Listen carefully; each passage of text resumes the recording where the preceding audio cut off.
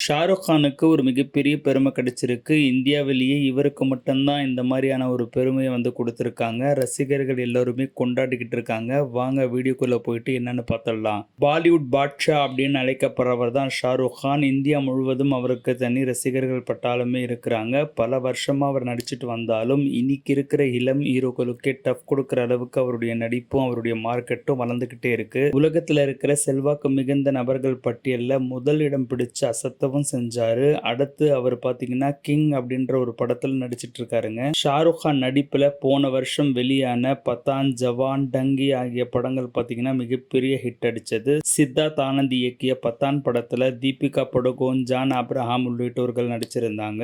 4 வருஷம் கழிச்சு வரப்போற படம் அப்படின்றதுனால ரசிகர்களிடையே மிகுந்த எதிர்பார்ப்பு இருந்துச்சு. ஜனவரி 25ஆம் தேதி வெளியாகி உலகம் முழுவதும் மிகப்பெரிய ஹிட் அடிச்சு 1000 கோடிக்கு மேல வசூல் செஞ்சு சாதனை படைச்சதுங்க. பத்தானுடைய இந்த மாபெரும் வெற்றியை பாலிவுட்டே ஆச்சரியப்பட வச்சது அப்படின்னு தான் சொல்லணும். அதுக்கடுத்து அட்லியுடைய இயக்கத்துல ஜவான் படத்துல ஷாருக் கான் நடிச்சாரு. ஹிந்தியில அட்லிக்கு முதல் படம். ஷாருக் கானை வச்சு எப்படி இயக்க போறாரு அப்படின்னு எல்லாருமே யோசிச்சுட்டு இருந்தாங்க. ஷாருக் கானுக்கு ஆப்போசிட் ரோல்ல வில்லனா பாத்தீங்கன்னா நம்ம விஜய் சேதுபதி நடிச்சிருந்தாங்க. ஷாருக் கானுக்கு ஜோடியா நயன்தாரா நடிச்சிருந்தாங்க. பெரிய எதிர்பார்ப்பு முதல்ல இல்லாம தான் இருந்துச்சு. ஆனா படம் வெளியாகி அதிரி புதிரியான வெற்றிங்க. இந்த படமும் 1000 கோடிக்கு மேல வசூலிச்சு சாதனை படைச்சது. ஷாருக் கான் ரொம்பவும் சந்தோஷமாயிட்டாரு. கூடிய சீக்கிரம் ஷாருக் கான் மறுபடியும் அட்லி நடிப்புல கண்டிப்பா நடிப்பாருங்க. அடுத்து அவர் நடிப்புல வெளியான படம் தான் டங்கி. ராஜ்குமார் ஹிரானி இயக்கியிருந்த இந்த படம் பாத்தீங்கன்னா அந்த அளவுக்கு போகல அப்படின்னாலும் 470 கோடி வசூல் செஞ்சதுங்க. இதுக்கு நடுவுல ஷாருக் கான் நம்ம தலைவர் சூப்பர் ஸ்டார் ரஜினிகாந்த் உடைய படமான கூலி படத்துல நடிக்க போறாரு அப்படின்ற செய்தியும் வந்துச்சு. இது நடந்தா நல்லா இருக்குமே அப்படின்னு கூட எல்லாருமே யோசிச்சாங்க. ஷாருக் கானுக்கு தலைவர் சூப்பர் ஸ்டார் ரஜினிகாந்த் தான் ரொம்ப பிடிக்கும். அவரை எங்க சந்திச்சாலும் காலை தொட்டு வணங்காம